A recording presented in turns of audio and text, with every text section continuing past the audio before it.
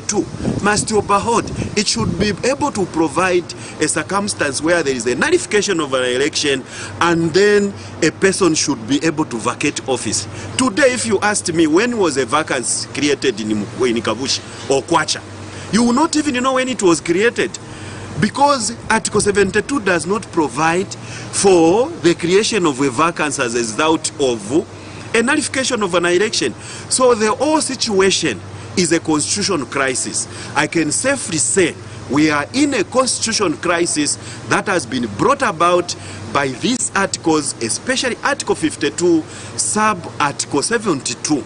In a separate interview, Operation Young Vote Executive Director Gesh Nyarenda says Article 52, Sub-Article 6 is confusing as it talks about resigning from a political party and not an independent candidate. If you read Section 31, 1 and 2 of the Electoral Process Act, it is very clear. However, we are confusing ourselves as citizens because the Constitution does not in any way provide for an independent candidate. Even for a candidate sponsored by a political party, you will need to resign from your political party. The aspect of resignation that is provided in Article 52(6) is one to resign from their political party that is sponsoring them. I mean, if it's an independent candidate, where do they resign from? The duo say this calls for urgent constitutional reforms that will stand the test of time and the personal interest of individuals. Meanwhile, in a phone interview, constitutional lawyer John Sangwa State Counsel says the matter should be taken to court for a clear reading. That issue, you have to go to court, because there are two scenarios. The point, if you look at the law, I think what they had in mind is a situation where a candidate that withdraws is sponsored by a political party. The two seats formerly held by Boma Nusambo for Kabushi and Joseph Malanji for Kwacha were recently nullified on the basis of anomalies. Zipora Mshala, Camnet News, Lusaka.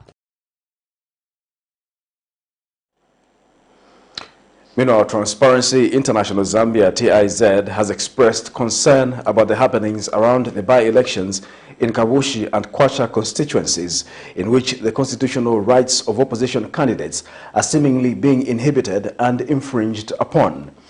TIZ Executive Director Maurice Nyambe says the institution is also taken aback by the lack of clarity that has characterized the rulings of the Constitutional Court on the matters. He says the Constitutional Court, being the court of finality when it comes to constitutional matters, must deliver airtight rulings which are not open to multiple interpretations, as this results in confusion within the judicial system. As I said, we are very concerned about the happenings around the by-elections in Kabushi and Kwacha constituencies, in which basically the constitutional rights of opposition candidates are seemingly being inhibited or infringed upon. We are also quite taken aback by the lack of clarity that has characterized the different rulings that the Constitutional Court has made on these matters. We think that the Constitutional Court, given that it is the court of finality when it comes to constitutional matters, must deliver rulings that are watertight and which are not open to different interpretations, because what this shows is that there is confusion within the judicial system. We have also had cases of alleged vote buying and violence which is being perpetrated by the UPND allegedly against other opposition players, and I think that this is something that is giving us a lot of concern. Police in Nakonde have received a report of suspected murder in which 7 bodies of male persons believed to be between the ages of 28 and 45 were discovered lying in a decomposed state in the nearby bush of Kanyimbo village in Nakonde district. Police Public Relations Officer Ray Hamonga has revealed that preliminary investigations indicate that on the 13th of September 2022, around 06 hours, a woman of Kanyimbo village reported to the headman that she discovered a body of an unknown male adult whilst on her way to collect firewood. Acting on the report, the village headman organized people who together followed, and while on their way, they discovered another dead body of a male person. The headman reported that whilst in the bush, he received another report of 4 more bodies discovered within the same vicinity. Mr. Hamonga says police officers rushed to the scene and conducted a thorough search in the bush and discovered 1 more dead body, bringing the total number to 7. An inspection was conducted on the bodies and were discovered with deep cuts and bruises on various parts of their bodies. Sharp instruments are believed to have been used in the act. Mr. Hamonga further says investigations revealed that the victims are believed to have been murdered elsewhere and dumped in Kanyimbo village. The victims' nationality is yet to be established, as Zambia Police Service officers in NAKONDE, together with their counterparts in Tanzania, have launched investigations into the heinous act. More police officers have been deployed in the area to help with the search while investigations are ongoing. Police in NAKONDE received a report of suspected murder in which 7 bodies of male persons believed between the age of 28 and 45 years were discovered lying in a decomposed state in a nearby bush of Kanyimbo village in NAKONDE district. Preliminary investigations indicate that today, 13th September 2022, around 06 hours, a woman of Kanyimbo village reported to the village headman that she discovered a body of unknown male adult whilst on his way to collect firewood. Acting on the report, the village headman organized people who together followed, and while on their way, they discovered another dead body of a male person. The headman reported that whilst in the bush, he received a report of 4 more dead bodies discovered within the vicinity. Police officers rushed to the scene and conducted a thorough search in the bush and discovered 1 more dead body lying. They made the number to come to 7. An inspection was conducted on the bodies and were discovered with deep cuts and bruises on various parts of the body. Sharp instruments are believed to have been used in the act. Further investigations revealed that the victims are believed to have been murdered elsewhere and later dumped in a Kanyimbo village. The victims' nationality is yet to be established, as Zambia Police Service in NAKONDE, together with their counterparts in Tanzania, have launched investigations into the heinous crime. More police officers have since been deployed to the area to help with the search. Investigations are still ongoing. Police in NAKONDE received a report of suspected murder in which 7... And in another development, police in Osaka have detained an employer for allegedly sodomizing his garden boy. This was after the victim, 31, reported that his employer, known as Doras Ricardo, aged 42, also of unmarked plot number in the Lai area, allegedly had carnal knowledge with him against the order of nature. Police spokesperson Ray Hamonga said the incident is believed to have occurred on the 10th of September 2022 at around 23 hours in Lilai. He says the victim is employed by Ricardo as a garden boy and stays within the vicinity of the yard he operates from. Mr. Hamonga adds that it is alleged that on the 10th of September 2022, at around 23 hours, the victim, whilst asleep in his apartment, heard Ricardo getting into his room and ordered him not to shout and forced him to have carnal knowledge with him against the order of nature. Mr. Hamonga said the suspect is detained in police custody and charged with the offense of unnatural offenses contrary to Section 155 of the Penal Code, Chapter 87 of the Laws of Zambia. You're watching Camnet Television and not just another channel. We'll take a break. We'll be back with more news.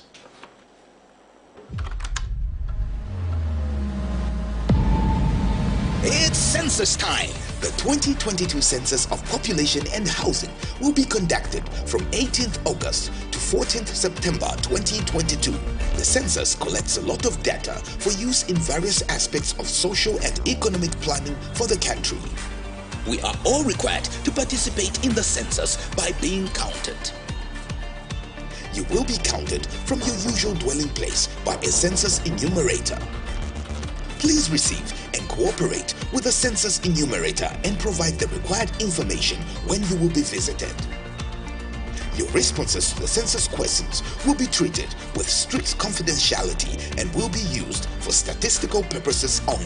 Hi, I'm coming to count you. Because everyone counts. This message is brought to you by the Zambia Statistics Agency with support from the UNFPA. For immediate coverage of any breaking or latest news in Zambia and around the world on Camnet Television, call the numbers on your screen.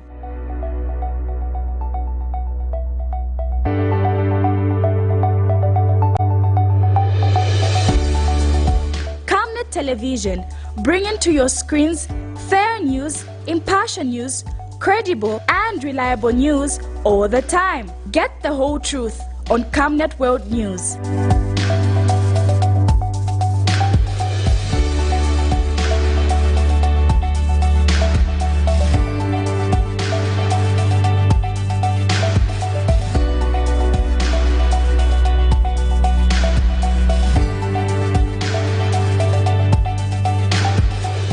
Camnet Television, not just another channel.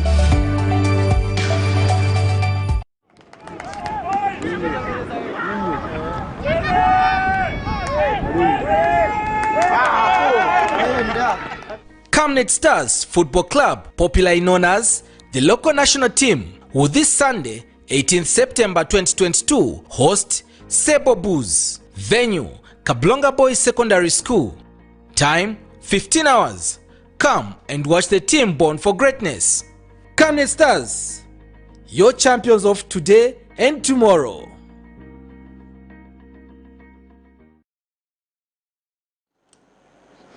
Welcome back. We'll continue with the news.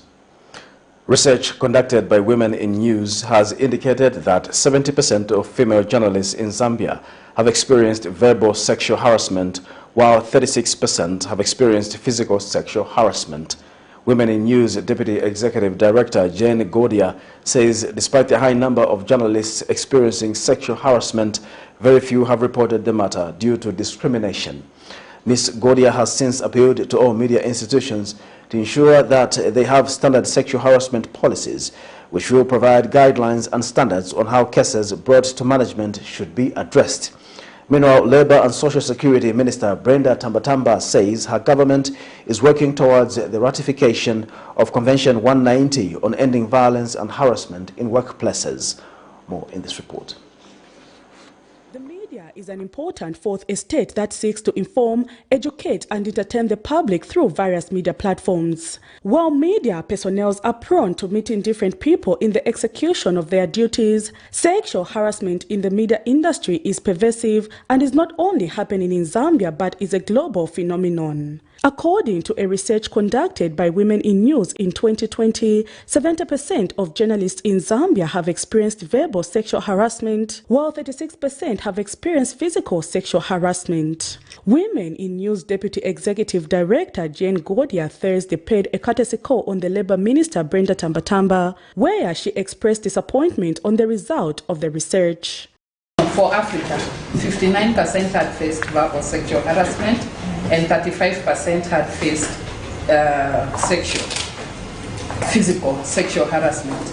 However, when we zero in on Zambia, the statistics are different and they are frightening because 70% of women have experienced verbal sexual harassment and 36% have experienced physical sexual harassment. Ms. Godia also confirmed that some male journalists are also victims of sexual harassment and now wants media institutions to have standard sexual harassment policies which will provide guidelines and standard on how cases brought to management should be addressed. We try to push for media organizations to have sexual harassment policies that are standalone. This will provide guidelines and standards under which cases that are brought before the management will be addressed. We really hope that every media organization or every workplace in the end will declare that they are zero tolerance to sexual harassment because that's what we are pushing for. And in response, Labour Minister Brenda Tambatamba says a ministry is working towards the ratification of Convention 190 on ending violence and harassment in workplaces. 30% of journalists experience verbal or physical harassment. It is common knowledge that reasons why these cases are silenced is fear of victimization and or retaliation against complainants, victims, witnesses, and lack of strengthened whistleblower protection system at institutional levels. My ministry is working towards the ratification of Convention 190 on ending violence and harassment in the world of work. It is, however, worrying that only 1 in 5 incidences of sexual harassment are reported, which means that more than 80% of incidences are never reported and there is no closure for the victims. Prudence Chota, reporting for Camnet TV News. The service chiefs have pledged to ensure that they act upon the presidential directive of being economically viable through agriculture.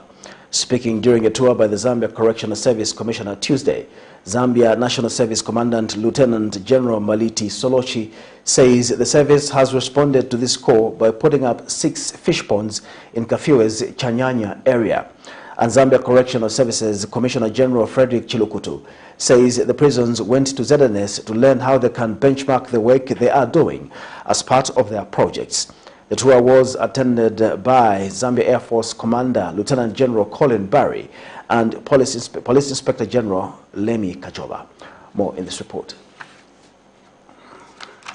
The Zambia National Service, well known for agriculture, has once again set a tone and is taking up its space in the aquaculture sector. To start this project, in January 2022, ZNS had put up 6 fish ponds stocked with fish ready for sale 8 months later. While other ponds are still under formation stage, ZNS hopes to be a great contributor to the national food basket and become economically viable through such ventures. Tuesday, the Zambia Correctional Service Commissioner General Frederick Chilukutu led his team to ZNS Chanyanya area in Kafio, where the fish ponds are, to learn how they can replicate the project. We are positioning ourselves to buy off what is called the Chiawa Zambi farm in Chirundu district. That farm is about 8,000 hectares. We found that there was a wonderful fish farming that was going on there. And we felt that we could add knowledge as we position ourselves to take over that asset. How can we run the fish farming enterprise which is at that farm in a better way? We couldn't go anywhere. We found that we had the knowledge and resources and the capacity within our house. Hence we called upon the National Service Commander. In Zambia Air Force Commander Lieutenant General Colin Barry says the project responds to President Hakainde Hichilema's call and is timely regardless of ZAF not being focused on the production of food. ZAF, we have farms in Chisamba, we have farms in one farm in Mbala. We have intentions to open up other farms in Mpika and other places around the country. The farms that we have are on a small scale, and so we are sort of new in this game. So when we look at this kind of a project, it's only sensible to come and piggyback on the request from the Commissioner General to come and learn about this. Inspector General of Police Lemi Kajoba was also present and says the service is keen on learning the skill away from its mandate of maintaining law and order. Complement government's efforts in feeding us. Let's do it in a small way that we can complement government's efforts. We've got a few funds in Shimawala. I brought along with me my officers that are managing those funds. Meanwhile, Zambia National Service Commandant Lieutenant General Maliti Solochi encouraged all service chiefs to respond to the directive by the President. Us have been taught to be productive, to add the GDP of the country, you know, the economic value which the services are adding to the country. So hence, when they came, we know we are always collaborating. So when the Correctional Service Commissioner General asked to come and do benchmarking, then all of us, we said, well, you can't just come alone. We also need to be part and parcel. And then, because all of us are interested in seeing Zambia be liberated from being disadvantaged in terms of food and all the nitty-gritty of which goes with food. As you know, a country without food is a recipe for war.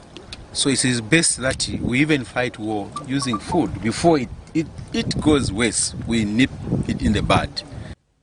Sharon Kalimbula, Camnet News. Kalabo Member of Parliament Chinga Miyutu says contractors working on the construction of schools across the country under the Constituency Development Fund CDF should be put to task to ensure that they finish these projects on time to support the Enhanced Free Education Initiative. In an interview with Camnet News, the lawmaker notes that the attitude of most contractors in the past few years has been undesirable, with some abandoning projects.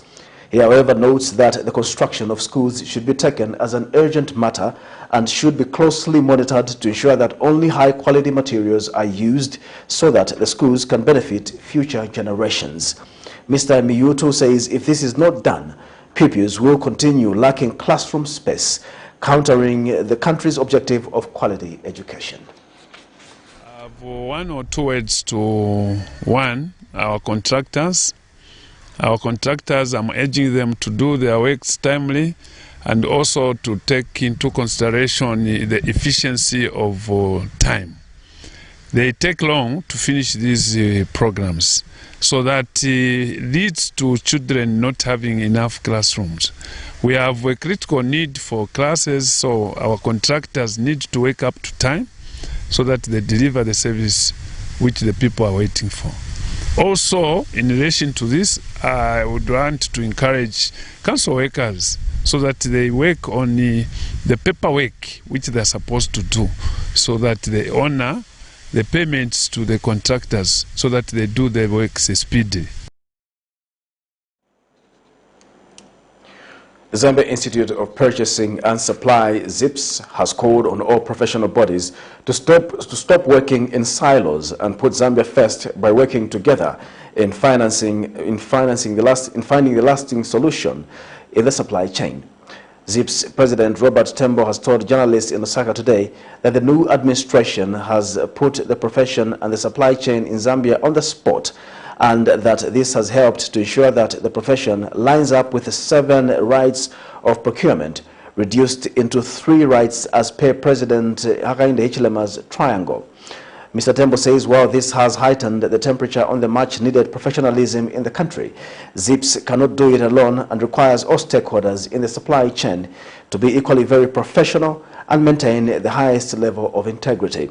The ZIPS president was speaking when he launched the 10th annual conference to be held in Livingston from the 5th to the 7th of October 2022, where President Hichilema is expected to speak.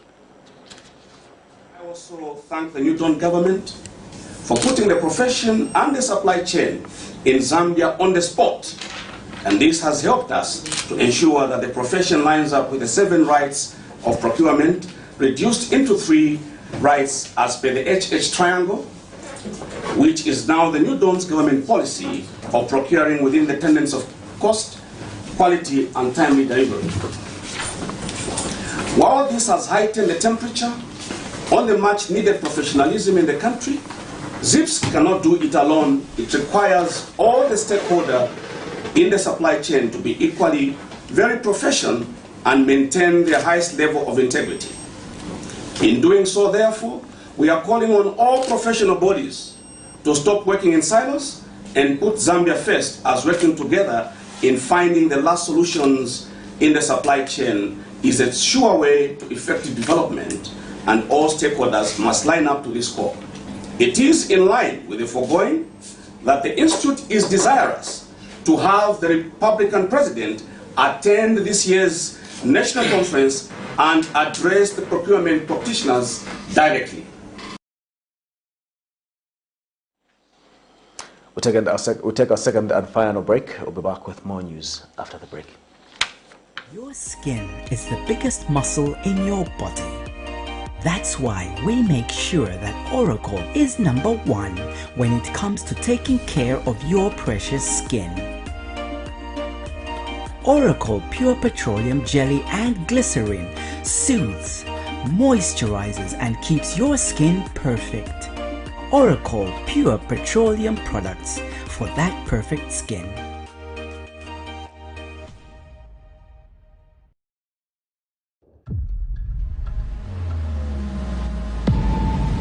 It's census time. The 2022 Census of Population and Housing will be conducted from 18th August to 14th September 2022. The census collects a lot of data for use in various aspects of social and economic planning for the country. We are all required to participate in the census by being counted. You will be counted from your usual dwelling place by a census enumerator. Please receive and cooperate with the census enumerator and provide the required information when you will be visited. Your responses to the census questions will be treated with strict confidentiality and will be used for statistical purposes only. Hi, I'm coming to count you. Because everyone counts. This message is brought to you by the Zambia Statistics Agency with support from the UNFPA.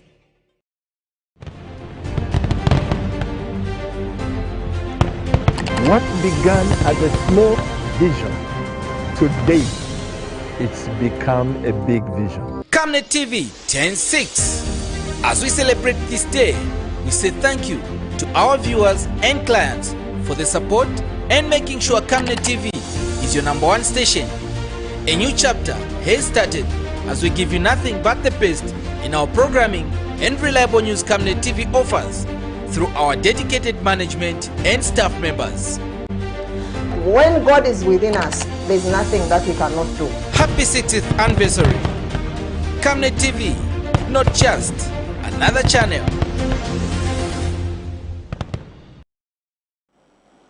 And now in foreign news, William Ruto was sworn in as Kenya's 5th post-independence president at a pomp-filled ceremony on Tuesday after his narrow victory in a bitterly fought but a largely peaceful election. Tens of thousands of people joined regional heads of state at a packed stadium in Nairobi to watch him take the oath of office, with many spectators clad in the bright yellow of Ruto's party cheering and waving Kenyan flags. Several people were injured earlier as crowds tried to force their way into the site. Television footage showed dozens of people falling on top of each other in a crash at one entrance gate. For more in the international news, here's a roundup. William Ruto was sworn in as Kenya's 5th post-independence president at a pumped-filled ceremony on Tuesday after his narrow victory in a bitterly fought but largely peaceful election.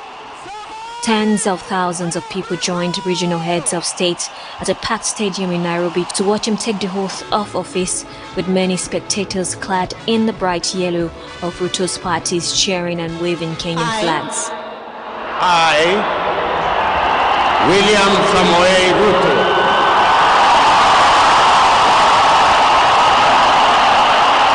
in full realization, I want to thank God because a village boy has become the president of Kenya.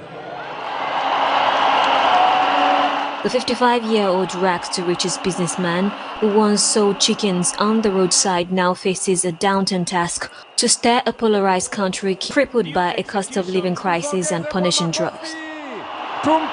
His Excellency! His rise to State House has been closely watched by international community, which looks to Kenya as a reliable and stable democracy in a turbulent region. Uganda has paid the Democratic Republic of Congo $65 million in reparations for the invasion and looting by Uganda's People's Defense Forces during the Congo War, which involved several militias between the late 1990s and 2003. On Monday, Uganda's Finance Ministry spokesman confirmed the first payment, which had been announced by DRC. The UN's highest court, ICJ, found in February that Uganda should pay its neighbor $225 million for loss of life, $40 million for damage to property, and $60 million for damage to natural resources. The money is to be paid in 5 installments of $65 million, which started September 1st this year and should continue once a year. Kinshasa had initially demanded $11 billion.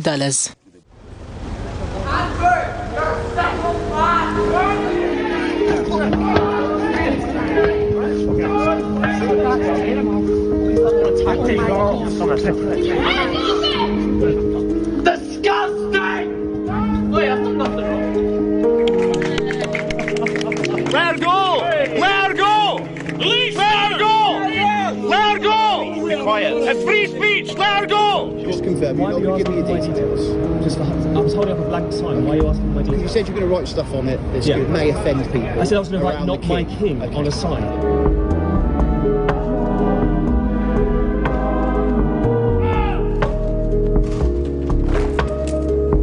God save the king!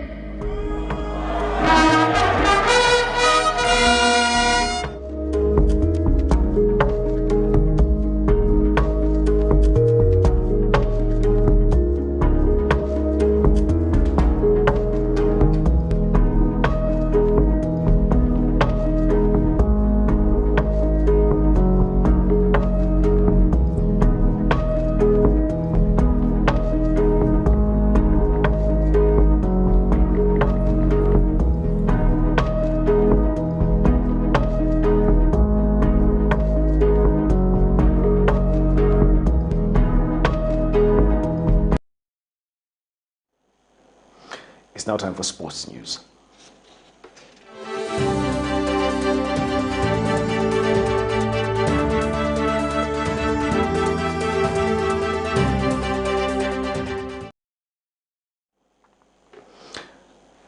"32 apprentice referees are undergoing a FIFA Young Talent course in Lusaka conducted by high-level instructors. FIFA instructor Felix Tangawarima and Mark Mzengo are presiding over the course alongside local instructors, namely Bernard Chavala, Jani Sikazwe and Azif Banda. The 32 are drawn across the 10 provinces, with FAR's Referees Committee Chairperson Mwemba Mujala urging the budding referees to embrace integrity. Officially opening the course at Tekla Hotel in Lusaka, Mujala, who is also Luapola Province FAR's chairperson, said the integrity mantra spearheaded by FAR's Chief Andrew Kamanga was critical in the work of match officials. Mujala thanked FIFA for availing top instructors to mentor young talent. He also expressed delight at the nationwide representation of the participants. And Tangawarima said developing top-class referees was not a one-day event, but a process. He encouraged the young talent to draw inspiration from the achievements of top Zambian referees like Jani Sikazwe and Diana Chikotesha. To end Camnet television news, we'll take a look at stories making headlines once again. President Hakainde Hichilema's campaign tour on the COPPERBELT cut short by the courts. 7 dead bodies of suspected murdered male persons discovered in NAKONDE district. CHAWAMA first-level hospital operating without a mortuary. In international news, William Ruto takes oath of office amid stadium crash. At sports news, budding referees undergo FIFA training. We'll now look at the Camnet verse of the day, which is coming from the book of Isaiah 64, verse 8 to 9. Yet, Lord, you are our Father. We are the clay, and you are our potter. We all are the work of your hands. Lord, do not be terribly angry or remember our iniquity forever. Please look, all of us are your people. Thank you once again for watching the news. My name is Jeffrey Ziambo. Good night.